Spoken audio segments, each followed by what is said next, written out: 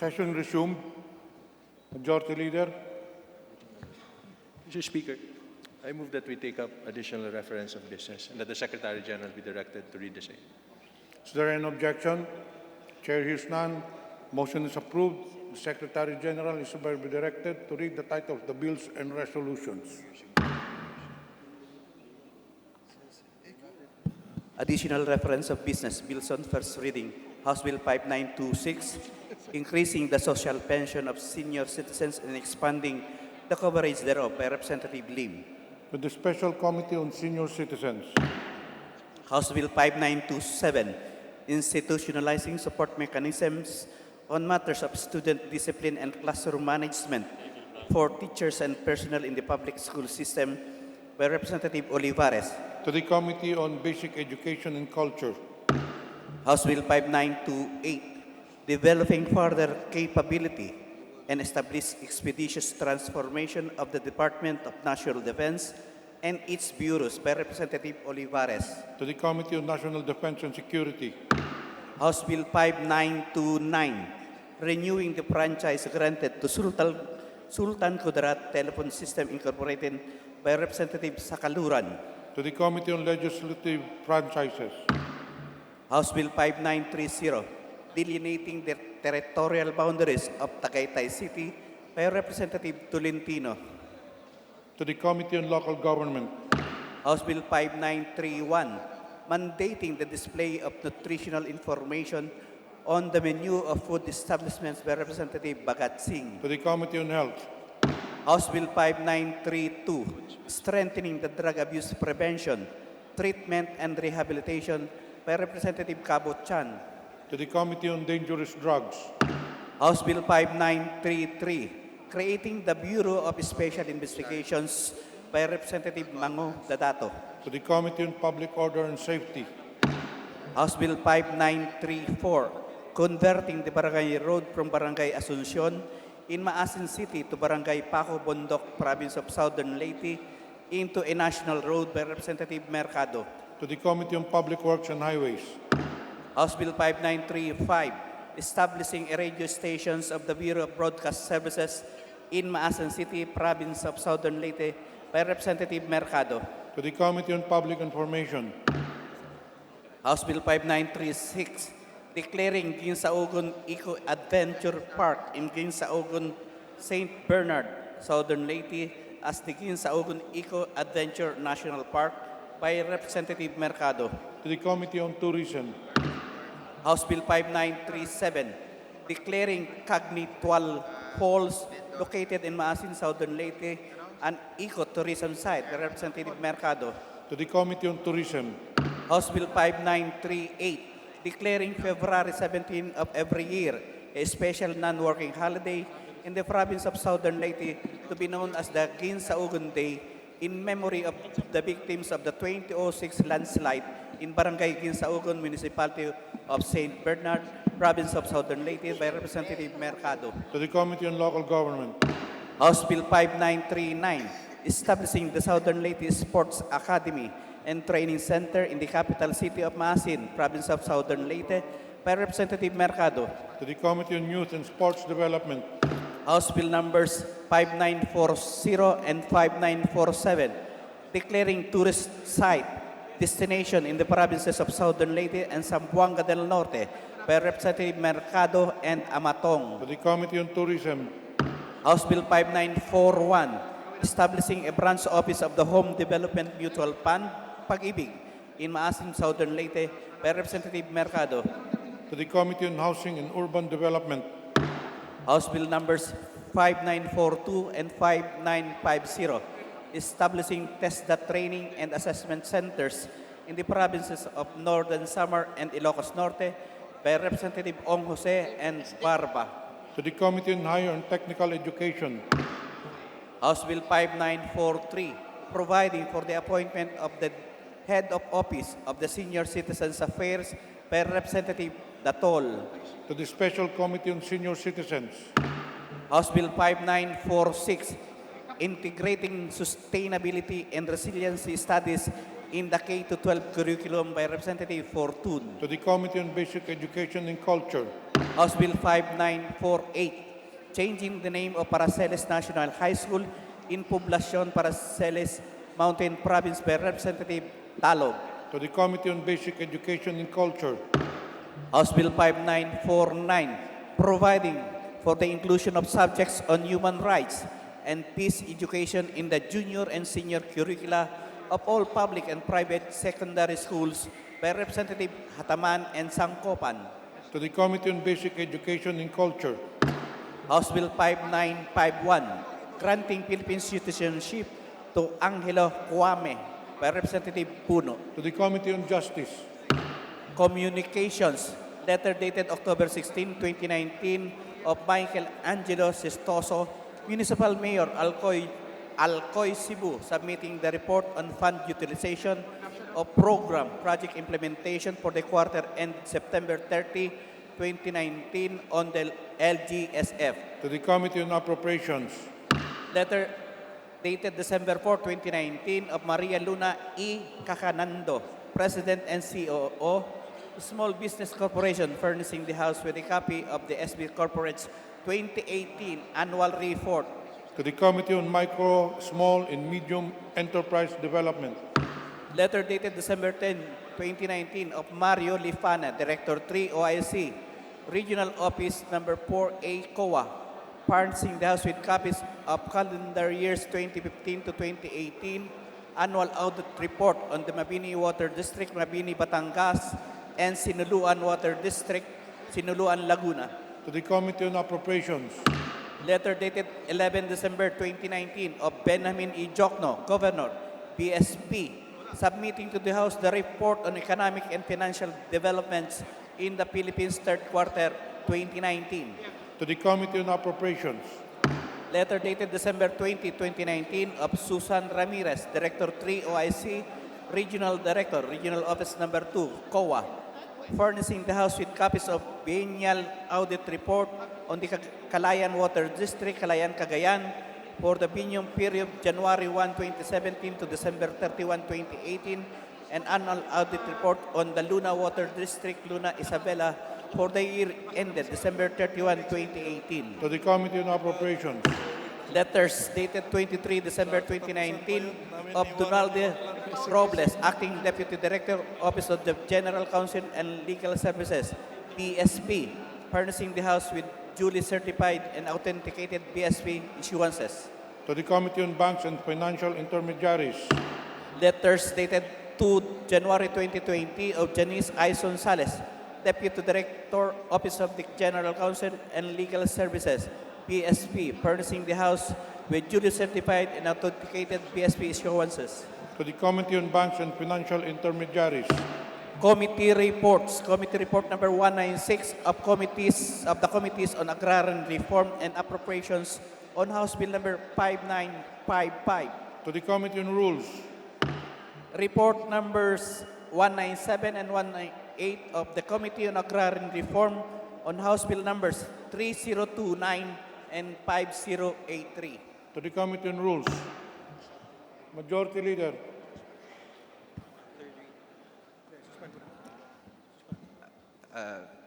Mr. Speaker, I move to suspend session. session suspended.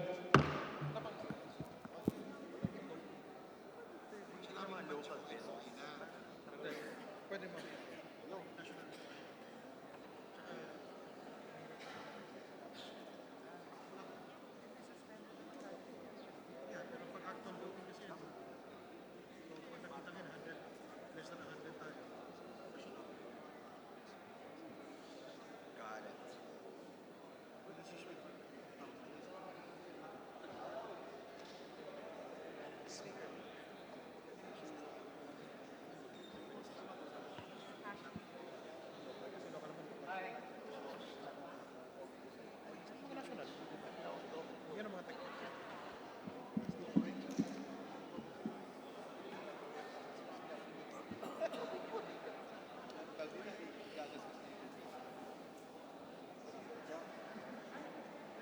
Ma'am, good afternoon.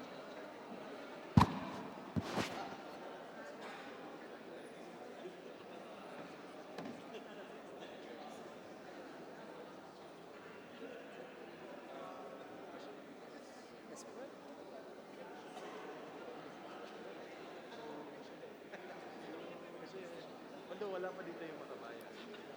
Wala pa yung mga Manila. I-update na lang kita. Okay.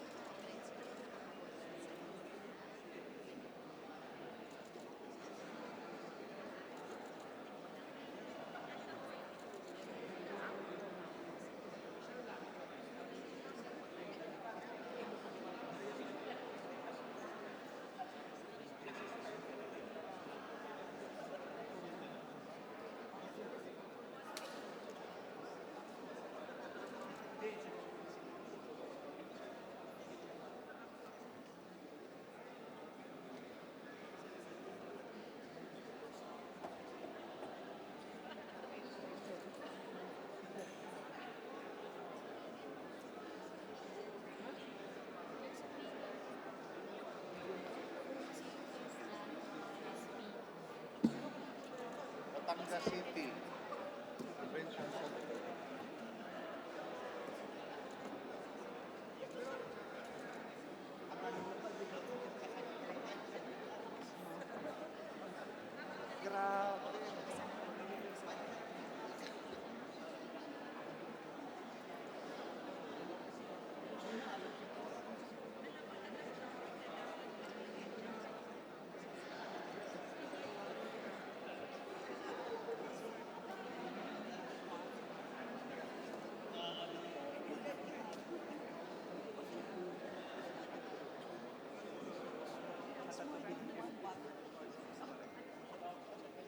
Ano nga ako ngayon eh? Sleepy.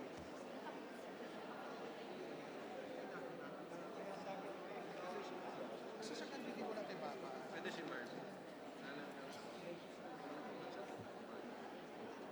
Wala, nag-meeting na siya.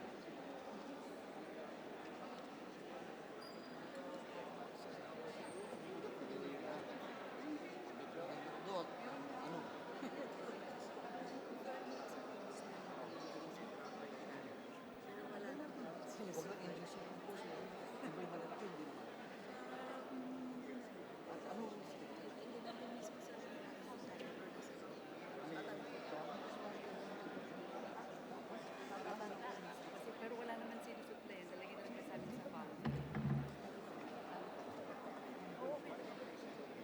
Ha? Pero tao ko na yun. Papunta na ako na yun, ma'am. Siyempre.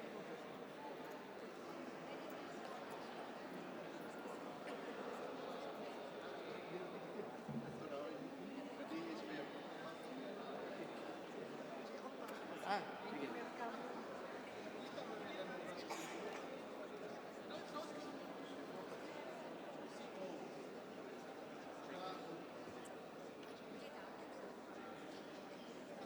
Ha?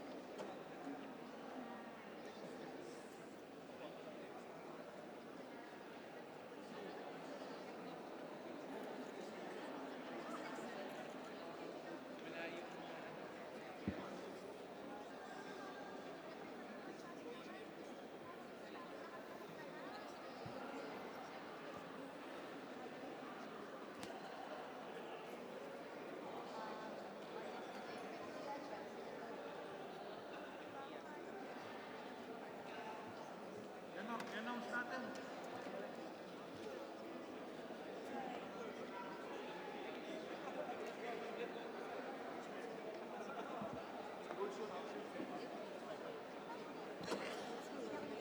Session resumed. Ay, tito. Majority Leader. Mr. Speaker, I move that we take up additional reference of business and direct the Secretary General to read the title of the said measures. Is there any objection? The chair hears none. Motion is approved. The Secretary General is hereby directed to read the title of the bills and resolutions. Additional reference of business. Bills on first reading.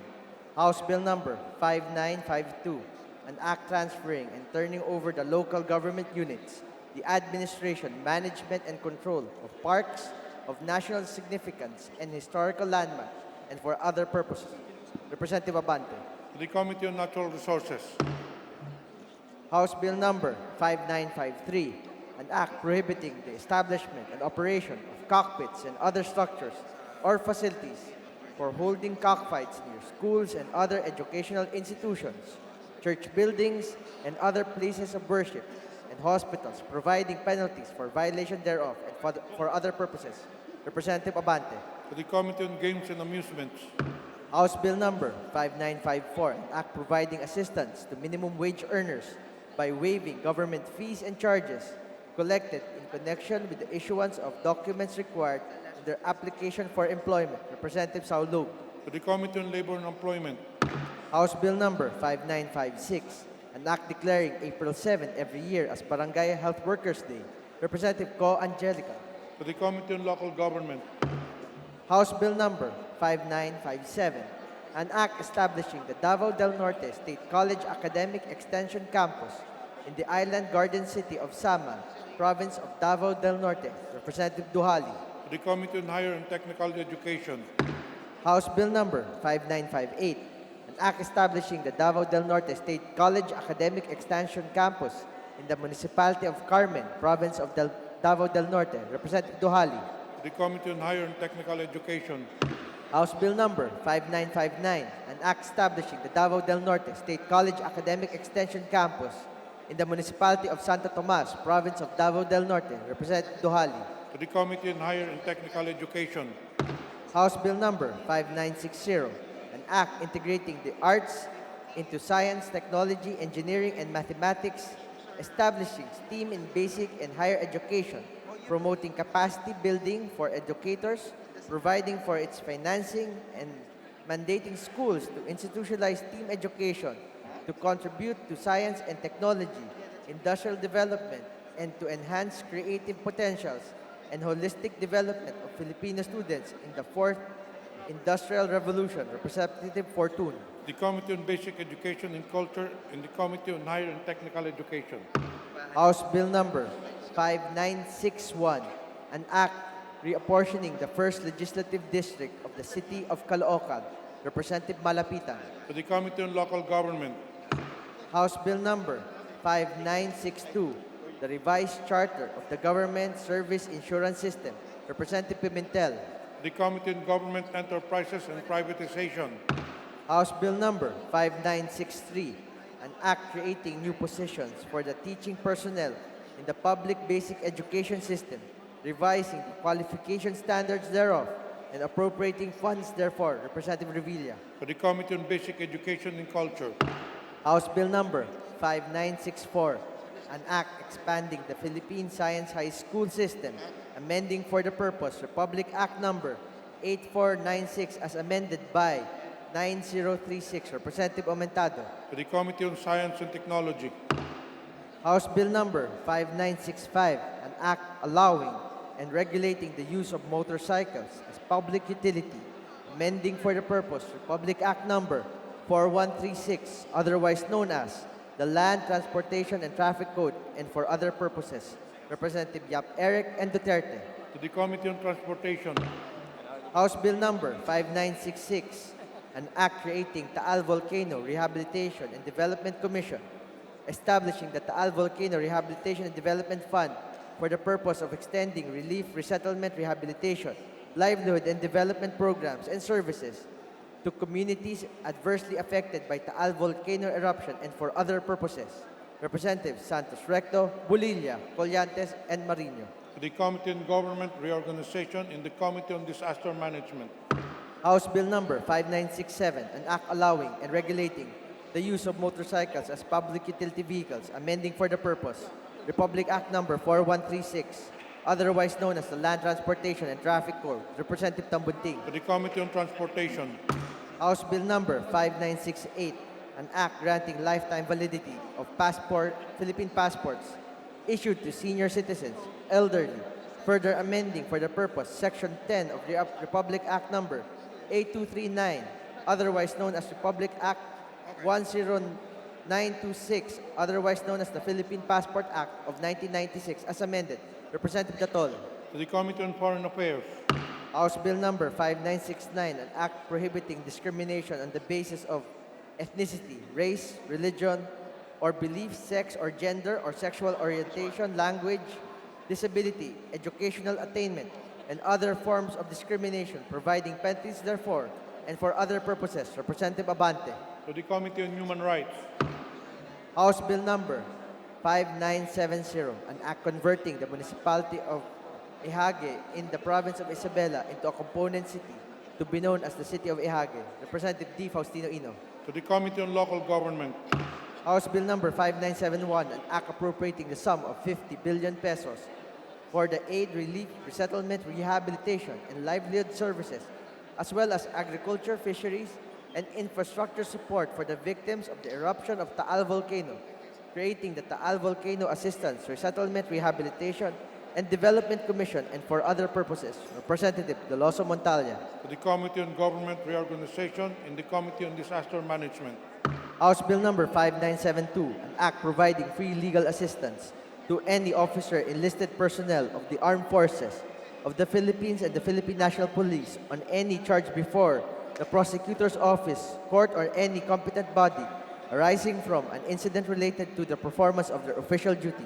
Representative Olivares. to the Committee on Justice, House Bill number 5973, an act expanding the coverage and strengthening the powers of the National Telecommunications Commission, amending for the purpose Republic Act number 7925, otherwise known as the Public Telecommunications Policy Act of the Philippines. Representative Olivares. to the Committee on Information and Communications Technology, House Bill number 5974, an act reducing food waste through food donations and food waste recycling.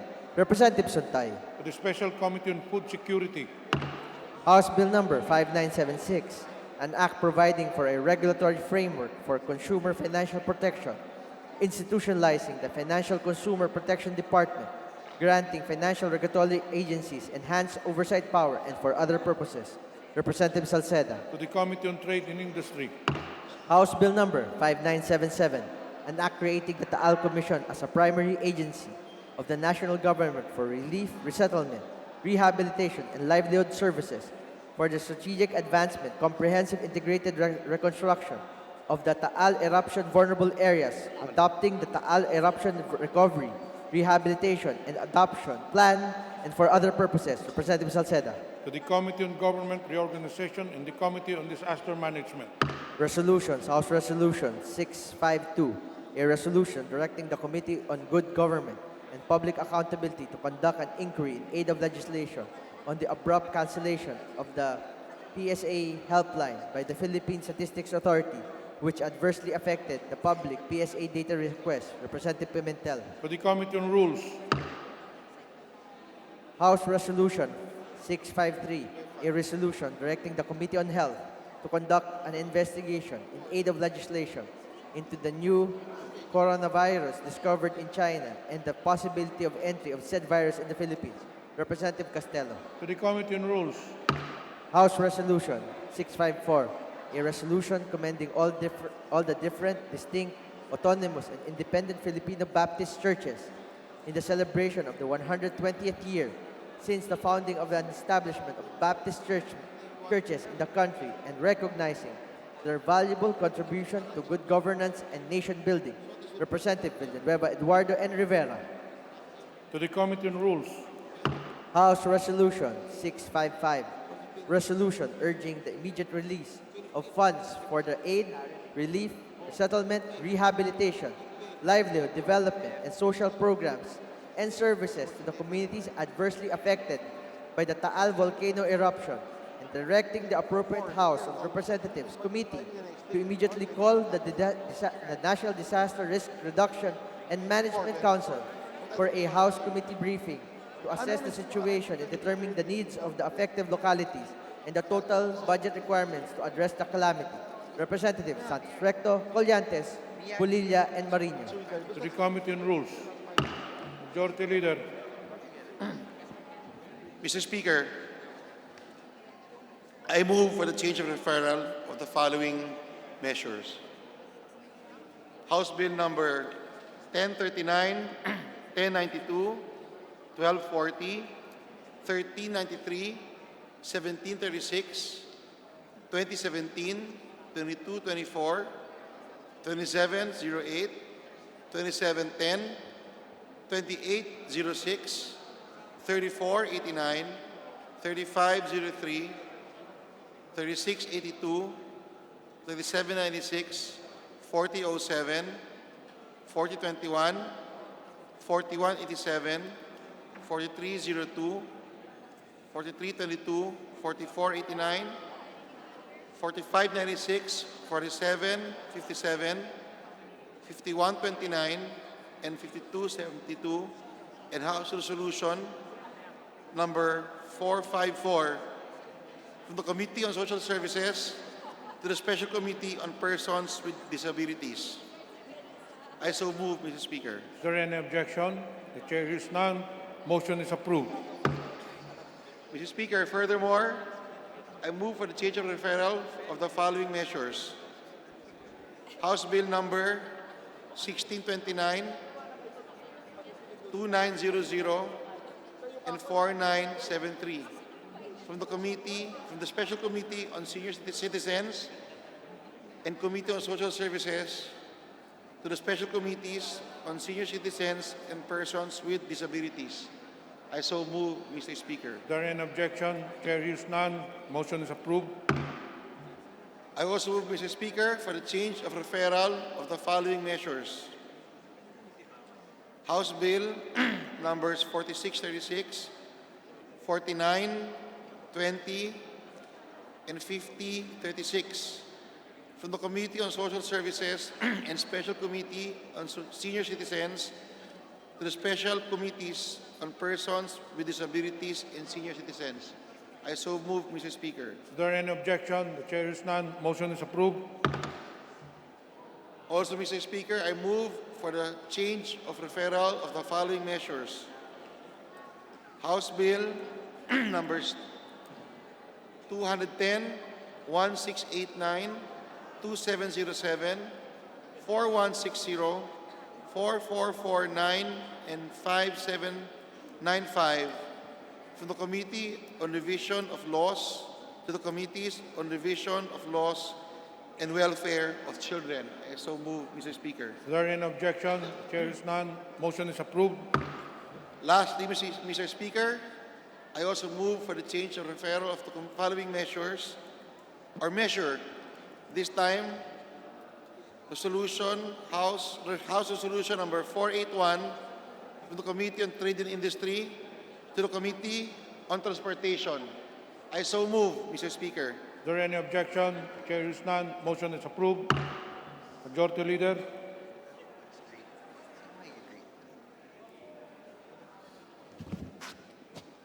Mr. Speaker, on the part of the majority, I move to nominate and elect the following members. To the Committee on Justice as member, Congressman Eric Yap. To the Committee on Good Government and Public Accountability as member, Kong Maricel Nagaño Natividad. To the Committee on Games and Amusement as member, Kong Maricel Nagaño Natividad. To the Committee on Public Accounts as member, Kong Maricel Nagaño Natividad. To the Committee on Local Government as member, Kong Alfred de los Santos. To the Committee on Public Accounts as member, Kong Alfred de los Santos. To the Committee on Overseas Workers Affairs as member, Kong Macnel Lusotan. And to the Committee on Dangerous Drugs as member, Kong Macnel Lusotan. I so move. Is there any objection? Chair hears none. Motion is approved. Majority Leader. Mr. Speaker, may we recognize the guests of Honorable Alfel M. Bascug, First District, Agusan del Sur. They are from the provincial government of Agusan del Sur, namely Carlosita L. Plaza, Vilma R. Makilan, and Joanne L. Alan. To the guests of Representative Alfel Basco, please rise, please rise. You are welcome to the House of Representatives. Majority Leader, Mr. Speaker, I move to suspend. session suspended.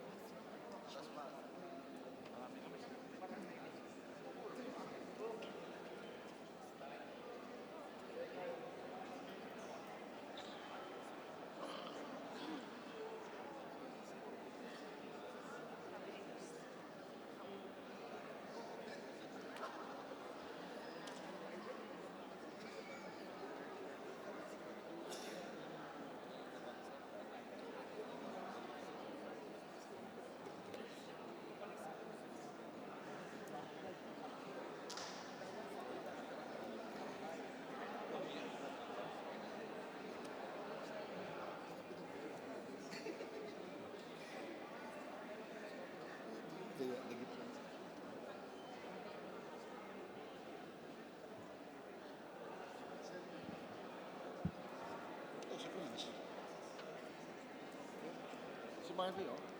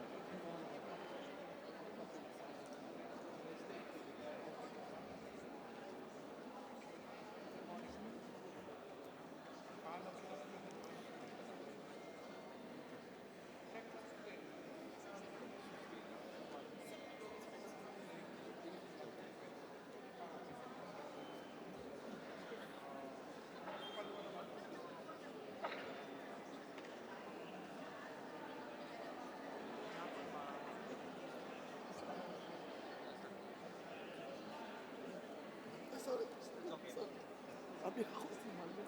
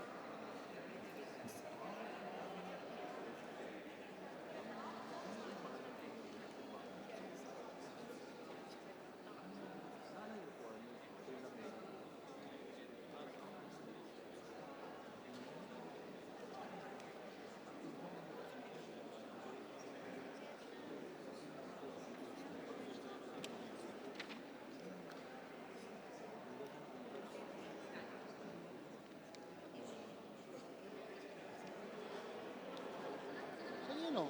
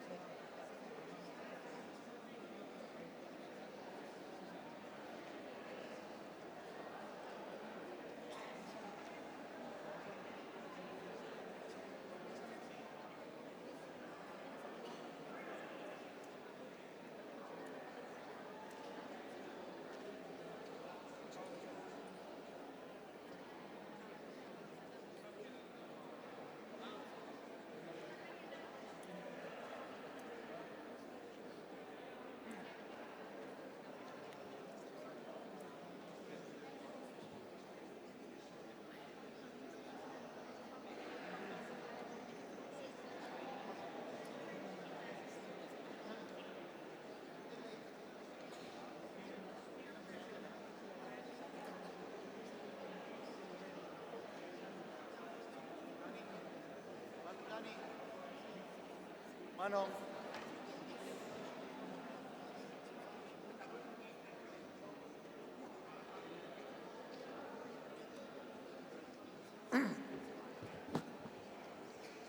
Session resumed.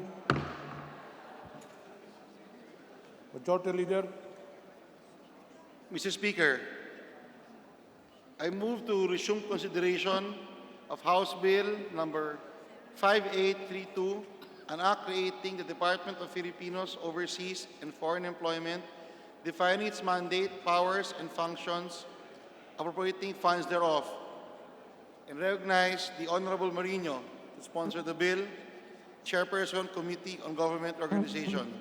I so move, Mr. Speaker. Is there any objection? Chair hears none. Motion is approved. Honorable Marvin Marino is hereby recognized. Majority Leader.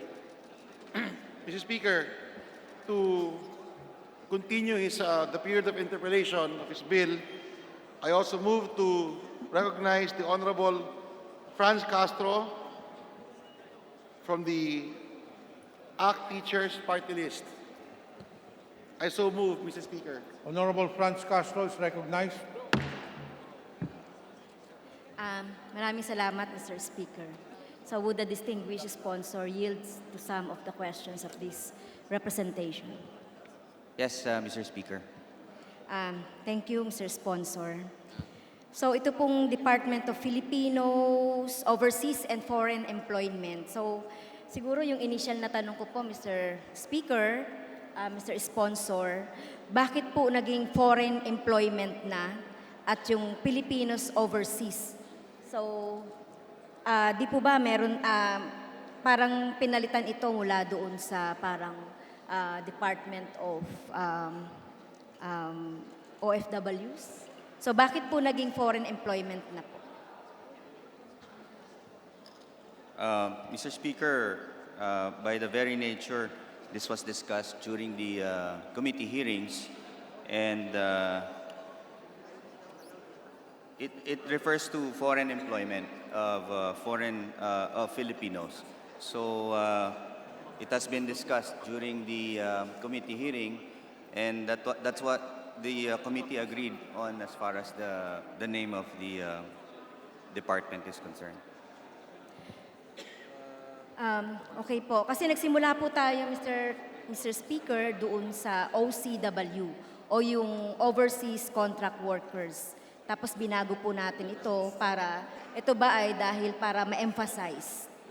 Para, or hindi ma-emphasize yung contract workers. Tapos yung foreign employment. Kasi, Mr. Chair, sa pagbabasa po ng bill na ito, on Declaration of Policy, though hindi naman po obvious yung tinatawag nating labor export policy ng ating gobyerno na nakapaloob po doon sa Declaration of Policy, pero malinaw po kung babasahin natin ay talagang nandito nakapaloob yung main principle ng ating gobyerno kaugnay nung labor export policy. So, ibig sabihin po ba, Mr. Chair, Mr. Speaker, and ginawang sponsor, na itong batas na ito ay talagang pagpapatindi ng labor export policy ng ating gobyerno?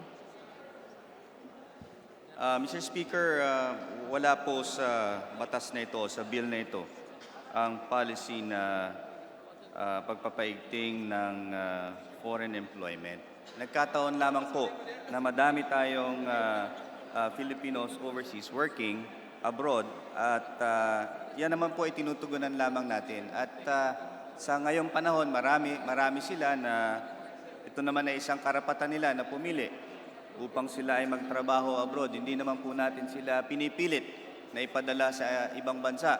Kung meron nga lamang pong trabaho dito, ay bakit po hindi?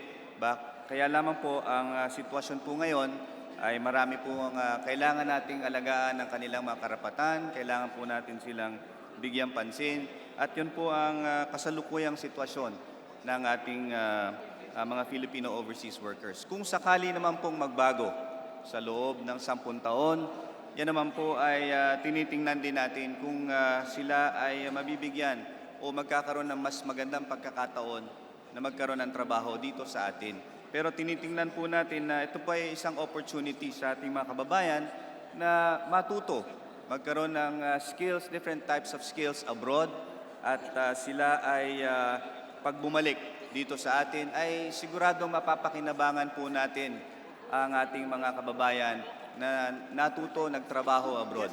In this case po, napakarami po ng ating nagtatrabaho sa abroad. Nasa humigit kumulang 10 million overseas Filipino workers. Yan po ay kung nandito po sila sa ating bansa at siyempre wala naman po tayong sapat na trabaho sa ngayon.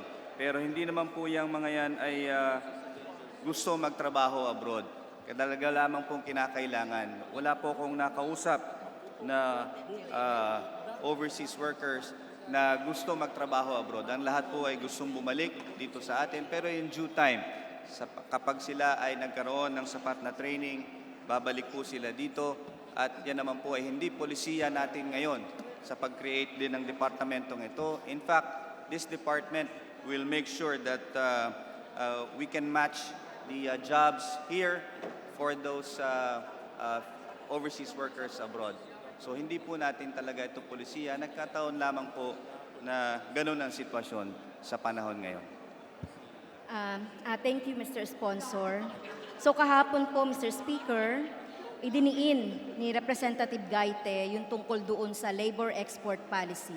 So gusto ko lang idagdag na kahit dumaan na sa ilang beses na repackaging ang OCWs, OFW at kahit ilang ahensya na ang ginawa like DOLE, POEA, OWA, etc., di naman bumaba ang bilang ng mga kababayan nating napipilitang lumayo sa kanilang mga pamilya para lang makapagtrabaho. Tama po kayo, Mr. Sponsor. Ang root cause kung bakit nag-abroad, napipilitang mag-abroad, makipagsapalaran ang ating mga kababayan sa ibang bansa ay dahil sa trabaho. Nananatiling isa sa pinakamalaking source ng perang pumapasok sa bansa ang remittances ng mga OFW.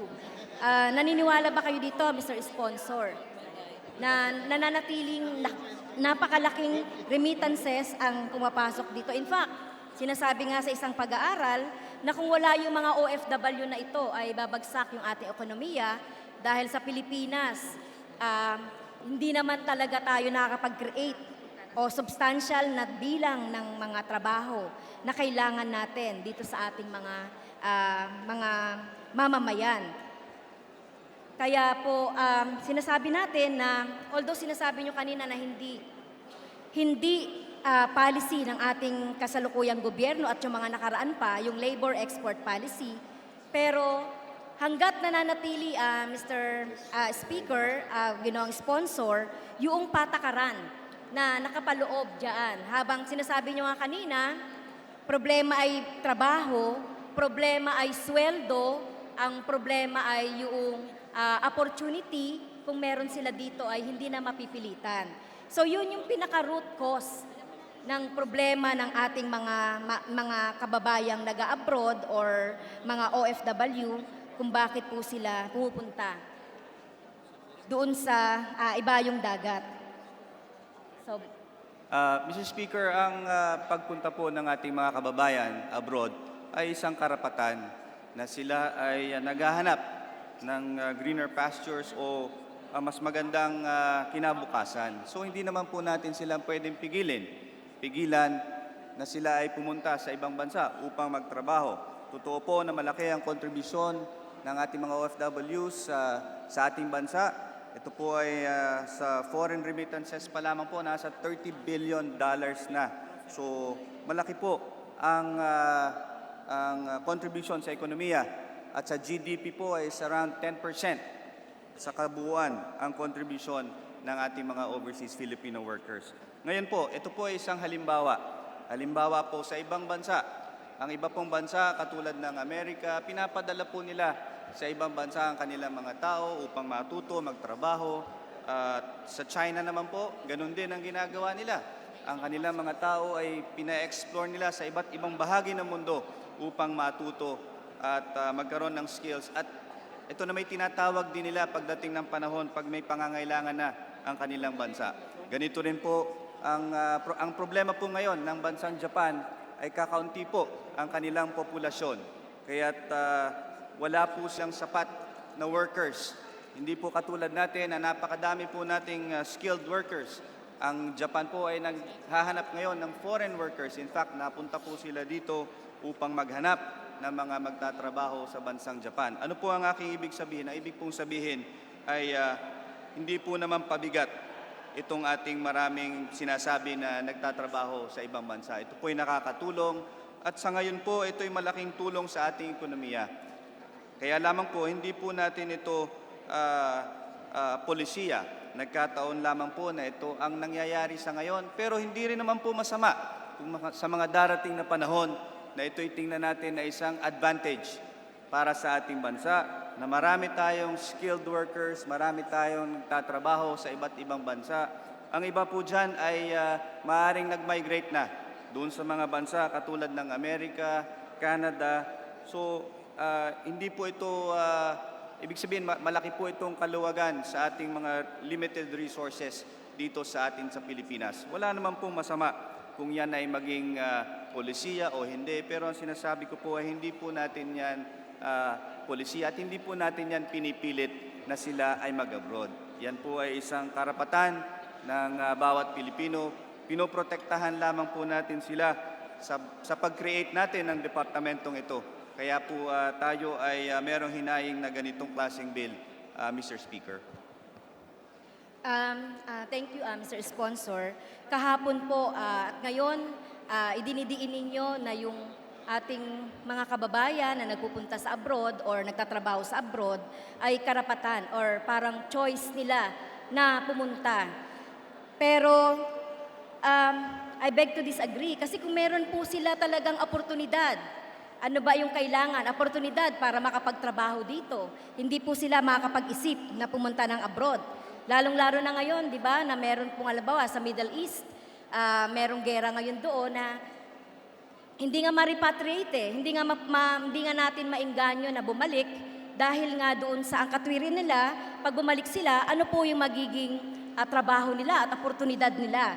So, ang sinasabi ko lang po, Mr. Speaker, ginoong sponsor, ang bottom line talaga dito ay yung oportunidad, yung kanilang livelihood, makapagtrabaho, at makapag-ano na magandang kinabukasan para sa kanilang pamilya.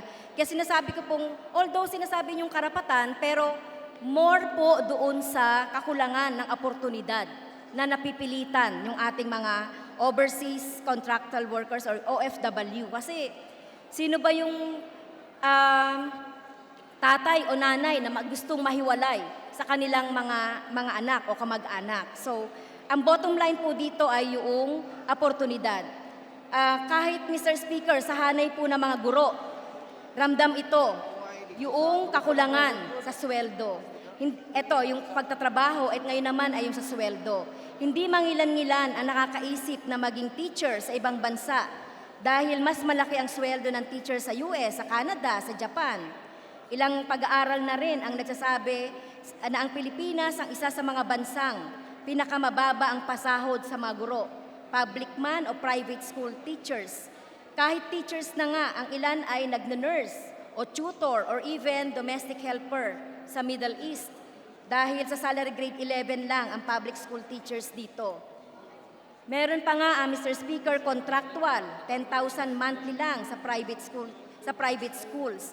So isa rin ito na nagbubunsod sa ating mga mamamayan na mag-abroad. Yung kakulangan din sa sapat na trabaho. Naniniwala po ba ang ating kagalang-galang na sponsor dito? Naniniwala po ako na isa yon sa rason, pero nasa changing times naman po tayo. Iba naman po yung sitwasyon noon at yung ngayon. Marami naman po ngayon mga opportunities. In fact, if I may give an example, Mr. Speaker, sa amin po sa Batangas City ay mostly industrial po ang aming mga kumpanya na nandoon at naghahanap na sila ng mga engineers, skilled workers. Wala po silang makita. So ano po ibig sabihin?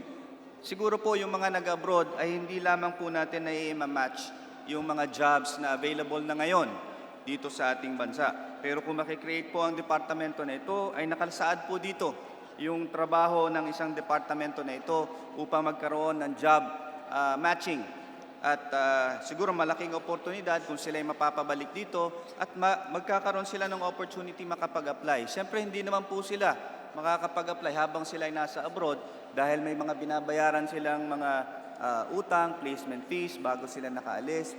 Pero kapag po meron tayong job matching, ay makikita po natin na marami din ang opportunities na pwede dito. Bagamat hindi po kapareho ang sweldo, pero kung tutuusin po ay halos sa standard of living dito, ayun po ay makakasapat. At yun naman pong sa mga pamilya, nagbabago rin po yung mga panahon ngayon dahil meron po tayong social media in terms of communicating, may Viber, may Facebook, at live po nilang nakakausap yung kanilang mga kamag-anak. So hindi po ganun ngayon ka-stress yung magtatrabaho abroad. At yan naman po ay depende sa supply and demand. Kapag po kailangan dito ang mga trabaho, tataas po yung binibigay nilang sweldo dahil wala naman po silang makuha. Nabanggit po yung mga guro, sana nga po maaprubahan na yung pagtaas ng sweldo ng mga guro at yan naman po ay sigurado ako na marami ang babalik na upang sa gayon ay magkaroon na rin ng mabawasan yung mga nag-abroad. Sa gobyerno po, matataas po ang sweldo. For example, ng ating mga guro, ang pulis po, ang mga sundalo, matataas na rin po ang sweldo. So marami pong opportunity ngayon dito sa atin na kaya nga po sinasabi natin, ito naman pong nangyayari ngayon ay pwedeng mag-iba sa loob ng 5 o hanggang 10 taon. Kaya lamang po, ang logic po ng creation ng departamento na ito ay para matulungan yung sa ngayon na pangangailangan. Alam ko po ang sinasabi ng ating kasama na ang ekonomiya ngayon, hindi tayo makapag-provide ng trabaho. Pero sa mga darating na panahon, may build program po. Madami po ang pondo ng gobyerno na inilalabas upang sa gayon ay magkaroon ng trabaho ang ating mamamayan. Sa tingin ko po, I'm very hopeful that the numbers will decrease as far as the employment in overseas. Nakikita naman po natin yan, depende rin yan kung may pangyayari. For example, sa Middle East, kapag po nagkagera dyan, sigurado pong mababawasan ang ating overseas workers dahil halos more than 50% ay nandoon sa Middle East. Kailangan nga po itong departamento na ito na maghanda para doon sa mga ganong sitwasyon na pagka nirepatriate natin yung mga kababayan natin ay meron po silang opportunity magkaroon ng hanap buhay. So lalo ko pong nakikita ang logic ng mabuo ang departamento na ito, Mr. Speaker.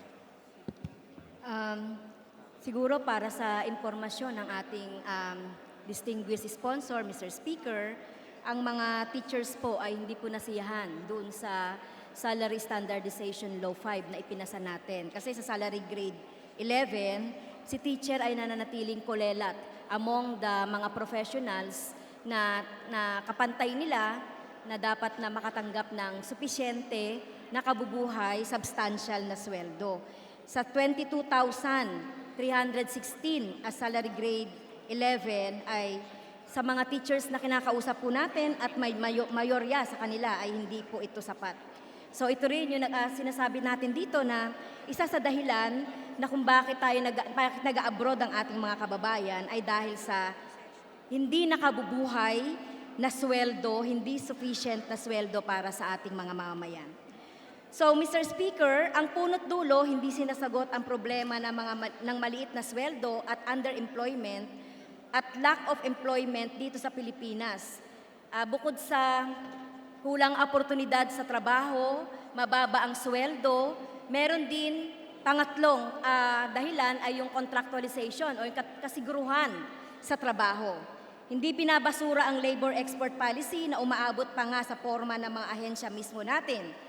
Mismo ang ating DOLE, mistulang manpower agency para maging OFW ang ating mga kababayan, katulad ng mga job fairs, road shows, abroad, etc.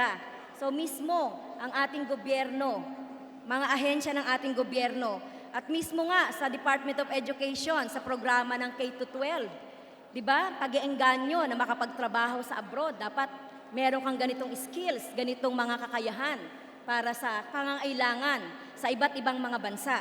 Kaya question po, Mr. Speaker, ng policy natin sa labor, sa employment, sa opportunity, sa contractualization, at syempre po doon sa tinatawag nating yung ating pagpapaunlad ng ating industrialization at pagpapaunlad ng ating agrikultura. So, lilipat na po ako sa ibang sa ibang topic, Mr. Chair, Mr. Sponsor, Ginoong Speaker, on Section 3D defines Filipino overseas as tourists, pilgrims, etc. So ang ibig mong po bang sabihin nito, Mr. Sponsor, na yung OFW ang subject na hindi lang po OFW ang subject ng ahensyang ito. Pati yung mga tinutukoy nating Filipino nationals abroad na nasa mandato ng Department of Foreign Affairs sa kasalukuyan. Ito po ba ay sasakupin na ng departamentong ito, Mr. Sponsor? Lahat po ng Filipinos working abroad ang sakop ng departamentong ito.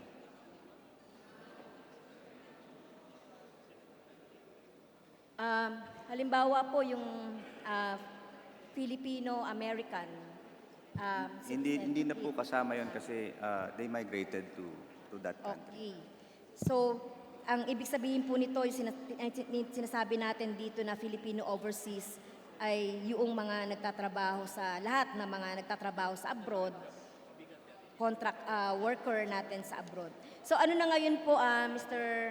Speaker, Mr. Sponsor, yung matitira doon sa Department of Labor and Employment. So ano na po ang mangyayari din doon sa mga labor attaché, diplomatic function ng DOLE in relation to the representation of the Philippine government before foreign governments. So ito po ba ay sasakupin itong departamento na ito? Ang masasakop po ng departamentong ito ay ang Philippine Overseas Labor Offices, POLO, under the Department of Labor and Employment, and ELAB, International Labor Affairs Bureau, POEA, Philippine Overseas Employment Administration, and also the Social Welfare Attaché Office under the DSWD. They will be subsumed under this department, Mr. Speaker. How about yung mga labor attaché, kasama din po ba doon sa nabanggit nyo, Mr. Sponsor? Well, it depends if they are related to like overseas concern. Yung mga labor attaché po, tingin ko po kasama, masasubsume po doon sa bagong departamento as long as it is dealing with they will be absorbed under this department. Okay, so yung mga labor attaché ay ma-absorb nitong department na ito. How about po yung diplomatic function ng DOLE? Kasama po yun. Tatanggalin yon doon sa magiging function ng DOLE. So ano na po yung matitira? Bigyan nyo nga po ako nung general view nung ano po yung magiging function na ng DOLE kung matatanggal itong mga function na ito na sinasabi po natin. Ang matitira lang po ay yung mga anything related sa local employment. Yun po ang matitira sa DOLE. Anything na foreign ay sakop na po yun ng bagong departamento. Under the public international law o yung mga nag-govern, how about yung mga state-to-state relations? DOF officials gaya ng foreign secretary ang kinoconsider na opisyal o representative ng presidente ng Philippine government. Kaya sila ay may diplomatic immunity and privileges under the Vienna Convention on Diplomatic Relations.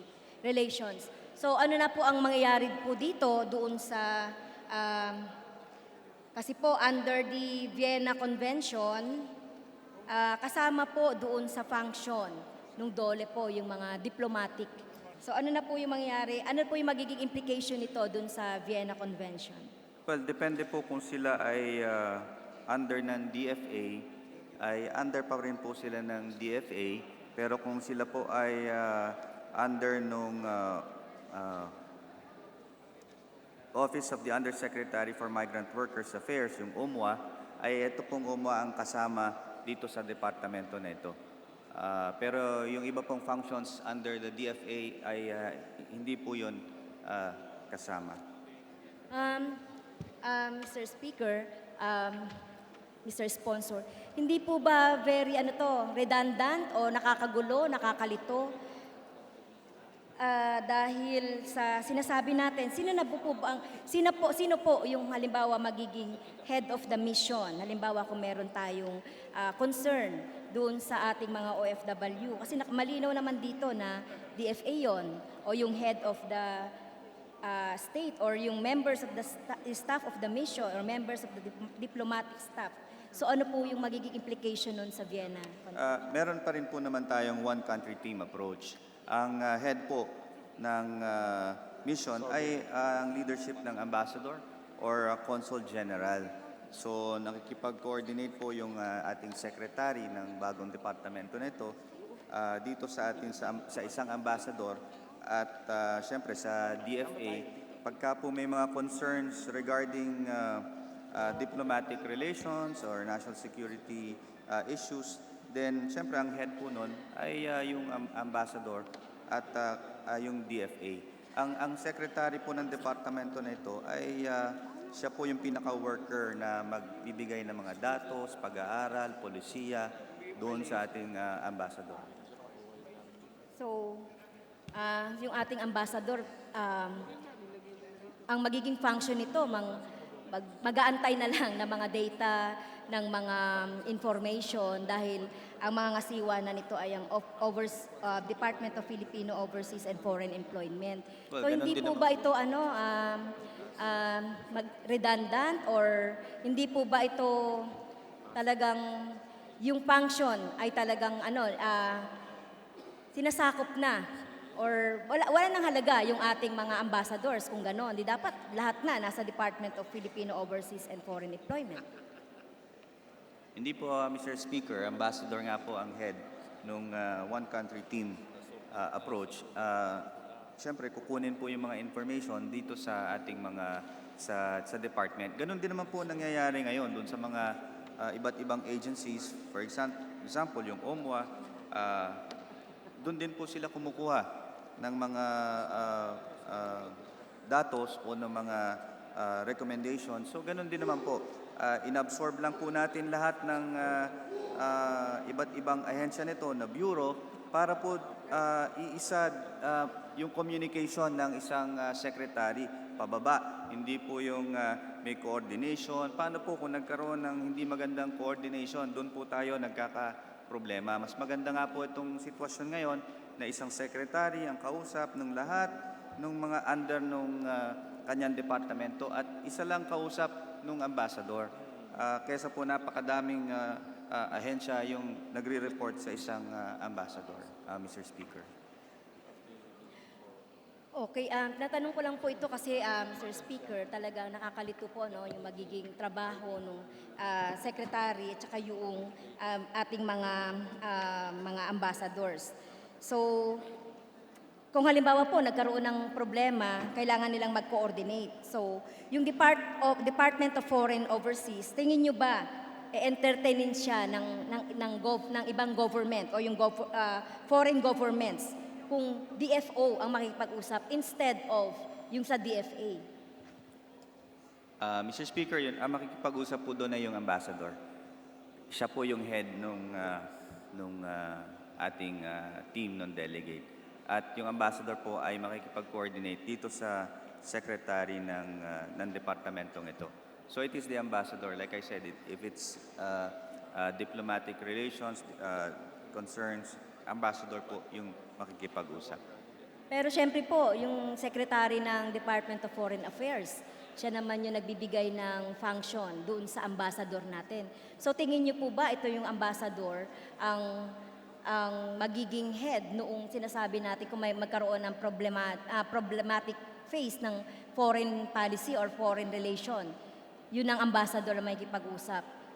Hindi po itong Department of Foreign Overseas and Foreign Employment. Tingin ko po hindi dahil yung ambassador po ang nakalagay na team leader nung one country team approach para hindi po malito ang ating mga kausap na sa diplomatic community? Ayun nga po ang kinakabahala ng representasyong ito, Mr. Speaker, yung kalituhan nito later on sa magiging foreign relations natin, kung sino at sino ba yung kakausapin kaugnay nito. Kasi alam naman natin yung ating mga ambassador ay ang kanyang function ay depende doon sa secretary ng Department of Foreign Affairs at kung ano man po yung syempre yung pakikipag-usap o pakikipagrelasyon ay siyempre nasa ano po yun, nasa under the DFA. So nakakalito po ito yung ganitong setup. Well, Mr. Speaker, wala naman pong nakakalito doon kasi ganun din naman po ang sitwasyon. For example, sa Department ng Trade and Industry, kapag po merong mga agreements sa ibang bansa, ay they sit in, they coordinate with each other. Ganun din naman po yung communication. So wala naman pong pinagkaiba kung ito ay DTI or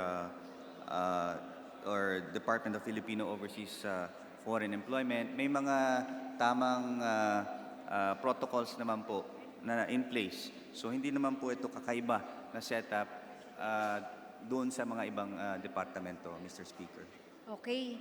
Mabalik lang po tayo, Mr. Speaker, dun sa Vienna Convention. So will the DFO or the Department of Foreign Overseas and Foreign Employment officials be considered part of the mission within the Vienna Convention? So, mako-consider po ba yung representative o yung officials ng DFO under the mission? Kasi alam po natin, Mr. Speaker, ginong sponsor, yung diplomatic immunity ay hindi automatikong binibigay sa mga tao. So di porke sinasabi natin na domestic law, international na batas natin, ay igagawad agad yon sa ibang bansa. Lalo na kung may duplication. Gaya nga ng sinasabi ko kanina, magkakaroon ng duplication ang function, mangyayari between the officials, existing officials at mechanism sa ilalim ng DFA at ng DOLE. So, hindi po ba duplication ito? Dun sa sinasabi nga natin. Kasi hindi naman lahat binibigyan ng diplomatic immunity under the Vienna Convention. Well, Mr. Speaker, kung ano naman po yung setup ngayon, hindi naman po masyadong mababago yung sa mga trabaho ng mga diplomats natin na kasama doon sa Vienna Convention. Ito naman po ay reorganize lang po natin yung iba't ibang ahensya. So mapupunta po sila dito sa departamento na ito. Halos ganun pa rin naman po yung mga functions. Kaya lamang po mas maganda ngayon yung communication dahil iisa na yung nagde-direct ng mga gagawin at ng mga polisiya. So hindi po hindi naman po magduduplicate yung functions. It's not like we're creating a new set of personnel. So, single lang po yung command na nanggagaling sa secretary. Pinagsama-sama lamang po. In fact, their budget is also included in this department. So, kung ano man po yung setup ng mga diplomats natin, ganun pa rin naman po ang maiiwan na setup. Thank you, Mr. Sponsor. Pero hindi pa po nasasagot yung tanong ko na yun po bang mga DFO officials na makikreate natin? So, automatic po ba silang part of the mission based dun sa Vienna Convention? So, hindi sila kasali dun sa pakikipag-usap? Halimbawa, permission. Siguro po, pag nabuo itong departamento nito, pwede hong i-discuss kung ano po yung magiging role nila. Kung sila magiging part of the diplomatic, they have diplomatic roles. Pero ang ambassador nga po, ang head noon. So, depende na po yan sa magiging setup later on kung sila ay makakasama ulit doon sa being diplomats. Tama po, Mr. Sponsor, yung sinasabi ninyo na parang makitid na pagtingin lang yun eh. Kasi later on, pag nagkaroon ng problema, halimbawa, yung against doon sa, halimbawa, yung immunity to diplomats kasi ay pagbabawas ng sovereign power sa isang kasagayan ng criminal jurisdiction. So halimbawa po, yung ating mga overseas workers doon, nasangkot sa kriminalidad. So sino po dito yung makikipag-usap? OFW kasi ito overseas foreign workers. Sino po ang makikipag-usap kaugnay ng problema na ito, yung Department of Filipino Overseas o yung DFA?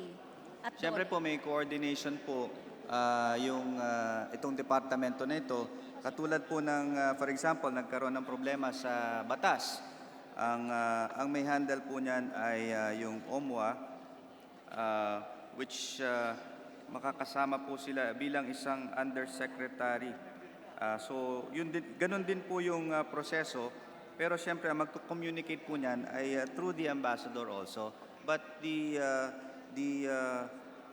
direction as far as what to do, siyempre manggagaling po yan dito sa departamento ganun din po yung setup ngayon.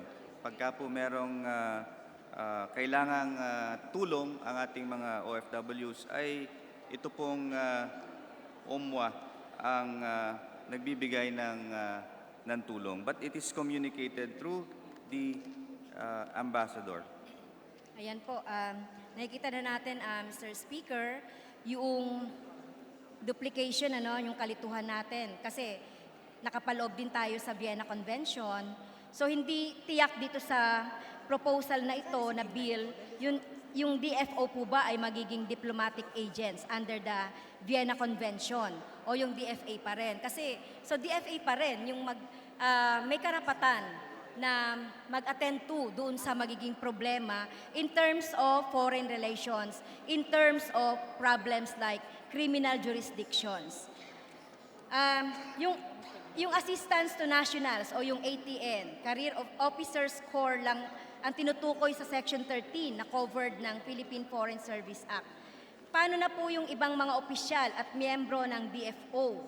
Meron pong 5 undersecretaries kasi na nasa ilalim ng DFO, secretary at 1 USEC lang ang may hawak sa ATN, Career Officers Corps. Yung USEC or policy, treaties and international agreements. So, ito po yung isang sinasabi natin magiging problema natin dito, Mr. Speaker, ginoong sponsor, in terms of doon sa assistance natin doon sa nationals kasi wala naman po under the DFO yung sinasabi nating diplomatic immunity or as diplomatic agents. So, kahit ang tanong natin, bakit pa po tayo gagawa ng hiwalay na ahensya kung wala silang buo o kumpletong kapangyarihan? They will be useless sa pagharap sa mga problema ng Pilipino sa labas ng bansa. Mr. Speaker, kung ano naman po yung kapangyarihan ngayon existing, ay yun pa rin naman po yun. Sinama lang sila dito sa ahensya na ito. So, kung ano man yung, for example, Undersecretary for Policy, Treaties, and International Agreements, ay yan po yung International Labor Affairs Bureau under DOLE. So, wala naman pong pinagkaiba doon sa kanilang functions, whether siguro magiging diplomats din sila kung sakasakaling may kinakailangan, for example, i-rescue na kababayan. So, mare-rescue rin naman po natin sila So, hindi po sinasabi na napasama sila sa departamento na ito ay mawawala na yung capability natin to rescue our overseas Filipino workers in distress. Mas lalo nga pong magkakaroon ng kapangyarihan dahil meron pong nakaabang na pondo para dito. Ang pinag-uusapan po ay parati ay kakulangan ng pondo. Sa ngayon po ay madadagdagan ang pondo para sa mga matutulungan natin. We're talking about 5 billion pesos initially. At madadagdagan pa ito kung isasama natin yung documentary tax exemption doon sa mga foreign remittances. So malaki po ang pondo at malaki po magiging kakayanan ng departamento na ito na gampanan yung mga pag-rescue o pagbigay ng tulong, for example, legal assistance at kung ano-ano for repatriation, kung ano-ano pang mga programa dahil na-create po itong departamento na ito. Okay, nabanggit na, Mr. Speaker, yung mga example ng mga sinasabi ko kanina, kung bakit meron tayong conflict ngayon dun sa pagkilala ng foreign countries, doon sa sino ba yung kikilalanin DFA ba o yung, definitely DFA kasi yun ang nakalagay po doon sa Vienna Convention. So halimbawa, katulad ng sinabi nyo kanina, Mr. Sponsor, merong distress na national o OFW na kailangan bisitahin sa kulungan o i-repatriate. Malaking posibilidad na DFO officials will be showed away by the foreign or host government. Dahil sasabihin nila, under the Vienna Convention, itong mga ito lang ang may obligasyon kaming pakinggan bilang opisyal ng representative ng gobyerno. Itong labor attaché, ambassadors, consul general, foreign secretary, etc. Kasi we didn't grant any diplomatic power and immunity to DFO secretary or any of his or her subordinates. So why should we entertain you? So samantalang maiwan na naman sa ere ang ating mga kababayan. Kaya Mr. Speaker, ito na yung sinasabi nating duplication ng function in terms dun sa pagharap sa problema, foreign relation, pagharap na problema ng OFW at ang foreign relation sa ibang bansa. Meron po, Mr. Speaker, nakalagay doon sa Section 14, yung one country team approach. Ano po ba ang ibig sabihin nito, Mr. Speaker, Ginoong Sponsor? Ano po ba itong concept na to? Yun na nga po yung konsepto na we will work together but ang magli-lead po ay yung head ng, for example, the ambassador or the consul general. So, isa po yung magiging boses at magko-communicate po ay yung ambassador or your consul general. Okay, so under the, ano pa rin siya? Under the DFA. So, ibig sabihin, Mr. Speaker, sa ilalim ng approach na ito, pinaka-bossing ang Philippine team na isang foreign country ay si ambassador o consul at dalawang diplomatic in duties, immunity, and privileges ng DFO officials. So, yung result po ng DFA and DFO secretary, so ano po ang magiging pagkakaiba na nito in terms do sa pagharap doon sa ibang bansa? Well, Mr. Speaker, yung pong secretary ng departamento na ito ay parating nagkikipag-coordinate doon sa ambassador.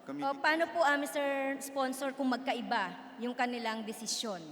Kunwari, sa isang kaso gaya ng Pinoy natin, nasa death row, pero hindi dinaan sa makatarungang proseso, di man lang pinabisita sa atin ang kababayan natin sa kulungan. So titingnan po yon ng DFO sa tingin halimbawa ng DFO, matindi ang paglabag ng bansang ito sa karapatan ng ating kababayan na nasa death row at international law at kukundinahin ang foreign government before the international community. Pero sa tingin ng DFA, idaan sa diplomasya. Huwag antagonisahin ang foreign government. Kaninong desisyon halimbawa ang mananaig, Sir Sponsor? Siguro po kung merong pagkakaiba sila ng opinion na papaabot po nila sa ating presidente at yung presidente po ang masusunod.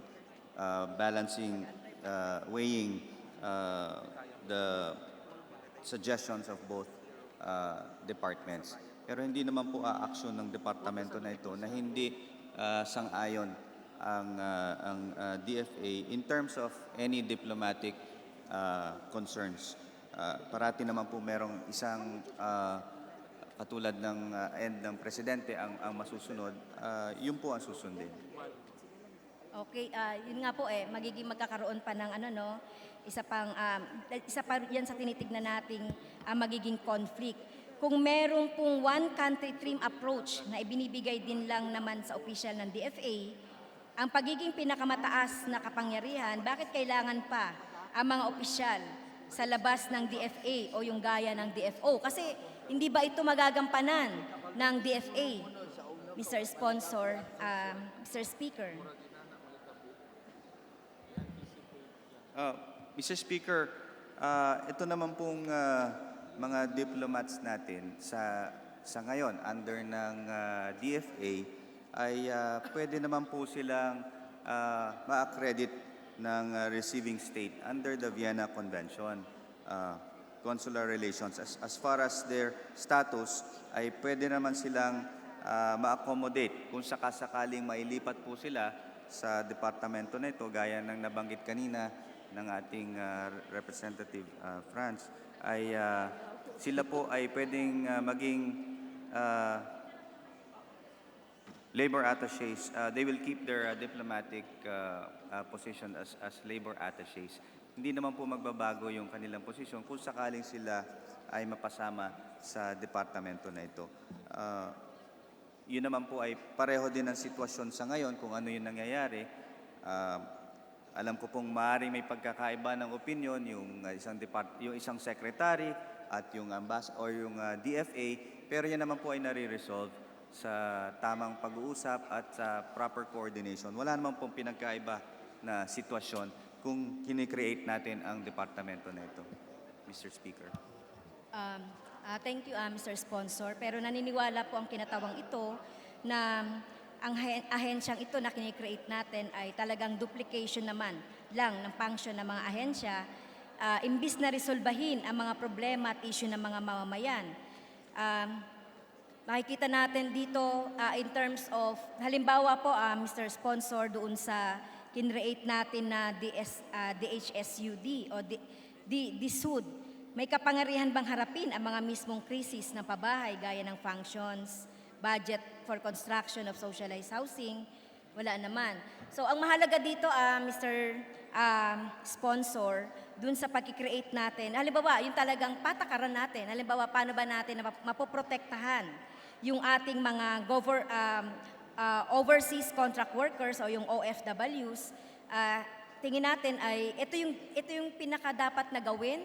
At syempre, yung pag-create natin ng employment, opportunity, yung tamang pasahod, yung policy natin on security of tenure, at yung pagpapaunlad natin ng ating bansa, yung agrikultura at iba pa. So ito yung dapat na gawin para mas ma-prevent natin yung ating mga mamamayan na mag-abroad o pumunta sa ibang bansa na nakita naman natin karamihan ay nagiging second-class citizen. So, ito lang po, Mr. Speaker, Mr. Sponsor, thank you. Maraming salamat po, Mr. Speaker. Majority Leader. Before we call the next interpellator, Mr. Speaker, with the indulgence of the good sponsor, the House of Representatives would like to recognize the presence of the guests of Majority Leader Martin Romualdez. They are medalists from the recently concluded Southeast Asian Games. Mr. Kurt Pauelas, 19 years old. He's a bronze medalist of Taekwondo from a first-year tourism student from NU Manila, from VNG Subdivision, Tacloban City. And Ms. Ira Villegas, 24 years old, bronze medalist of boxing in the female division from downtown Tacloban City, Mr. Speaker. To the guest of Majority Floor Leader Martin Romualdez, welcome to the House of Representatives. Majority Leader. Mr. Speaker, I move that we suspend consideration of pending House bill. Is there any objection? Chair hears none. Motion is approved. I move that we suspend session, Mr. Speaker. Session suspended.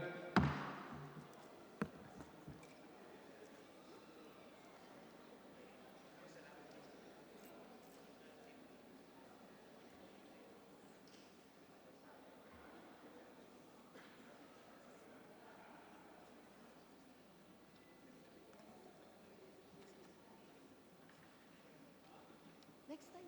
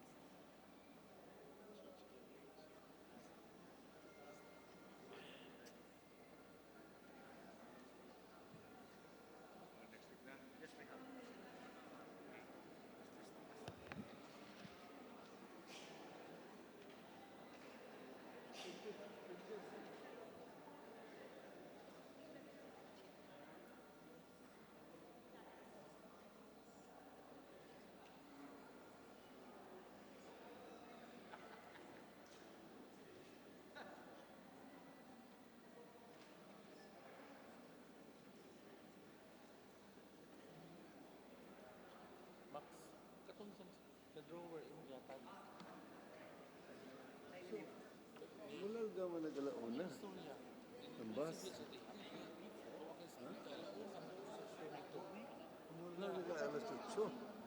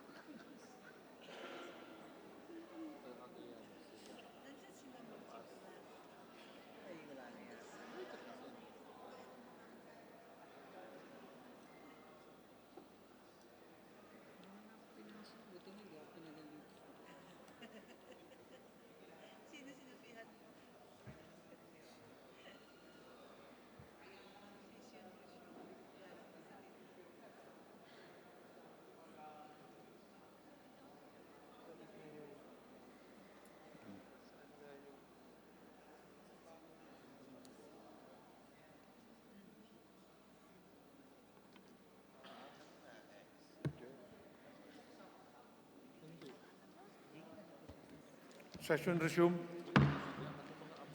Mr. Speaker, I move that we adjourn the session until tomorrow, January 22, at 1 o'clock in the afternoon at the Batangas City Convention Center, Rizal Avenue, Batangas City. And the leadership would like to remind our members, Mr. Speaker, that attendance at tomorrow's session is strongly enjoined. Session is adjourned until tomorrow at 1 p.m. in Batangas City Convention Center.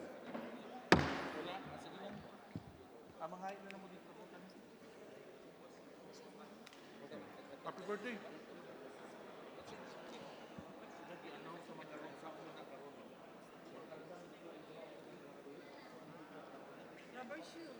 Pagbuto.